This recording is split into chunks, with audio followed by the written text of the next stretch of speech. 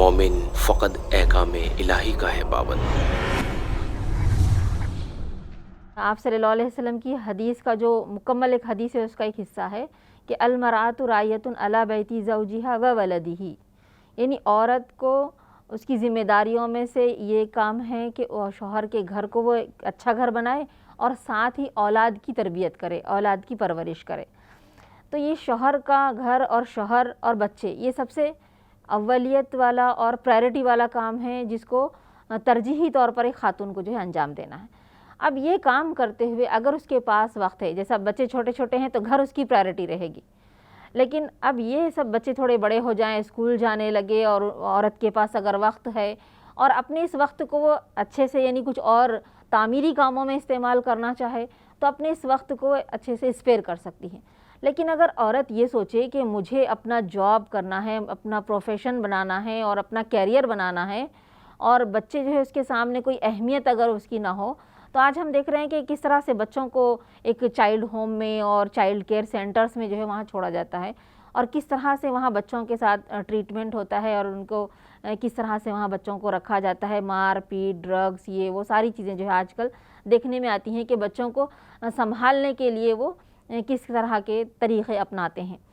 جبکہ ایک ماں وہ ساری چیزوں کو نہیں کرے گی، ماں اپنے اولاد کے ساتھ محبت سے، بہتر طریقے سے، ایک نیچرل وے میں اپنے بچے کی تربیت اور پرورش کرے گی۔ ماں کا جو یعنی پرورش کا طریقہ رہے گا وہ کسی چائلڈ ہوم کے ایک سرونٹ میں نہیں آ سکتا۔ تو اگر ایک خاتون جس کے بچے چھوٹے ہیں اور وہ جاب کرنا چاہتی ہے، شوہر بھی جاب پر جاتے ہیں، وہ بھی جاب کرنا چاہتی ہے، اب بچوں کو کہاں چھوڑیں گے؟ بچوں کی پرورش کا معاملہ اگر سامنے آتا ہے تو اس کو کسی چائلڈ ہوم میں ڈالنے کی اگر بات ہوتی ہے تو وہاں بچوں کے ساتھ جو سلوک ہوتا ہے،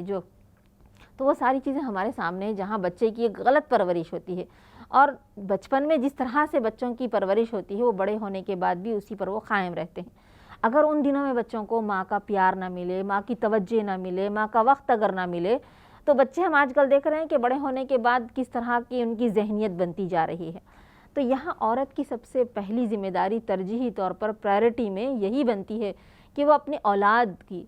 جس وقت توجہ کی ضرورت ہے، ان کو وقت دینے کی ضرورت ہے، وہ اپنا پورا وقت بچوں کو دے۔ یہاں پر کیریئر، پروفیشن کو وہ آڑے نہ آنے دے، اس لیے کہ یہ جو بچہ ہے یہ کل کا ایک سماج کا ایک ممبر ہے، ایک سماج کو بنانے میں، سدھارنے میں ایک بہت بڑا رول ادا کرنے والا ہے۔ تو یہ اولاد کی تربیت کو وہ کوئی کمتر کام نہ سمجھے۔ آج ہمارے ذہنوں میں یہ بات ڈالی جا رہی ہے کہ گھر کا نظام سنبھالنا، اولاد کی پرورش، اولاد کو یعنی ان کی پال پوسن میں جو وقت جاتا ہے یہ کوئی وقت ہمارا یعنی کم تر کام ہے، اس طرح کی چیز عورتوں کے ذہن میں ڈالی جا رہی ہے۔ کیونکہ اگر اکثر خواتین سے سوال کیا جائے تو خواتین کہتی ہیں کہ بھی آپ کیا کر رہے ہیں، اگر سوال کیا جائے آپ کی کیا مصروفیت ہے، تو ان کا کہنا یہ ہوتا ہے کہ کچھ نہیں، گھر میں ہی ہیں۔ یعنی وہ اس طرح سے کہتی ہیں جیسا کہ گھر میں رہنا کوئی کام نہیں، جبکہ دیکھا جائے تو اگر گھر میں رہنا، گھر کو ایک بہتر گھر بنانا، کیونکہ وہی ایک بیسک انسٹیٹیوشن ہے۔ اگر گھر ہمارا اچھا گھر نہ بنے، ایک ایسا پیار و محبت والا گھر نہ بنے جہاں پر سب لوگ آ کر ایک سکون محسوس نہ کریں، تو آپ بتائیے پھر وہ ساری چیزیں کیا کام کی رہیں گی جو انسان جس کے لیے اتنی محنت کر رہا ہے، اتنی کوششیں کر رہا ہے، اپنے وقت کو لگا رہا ہے۔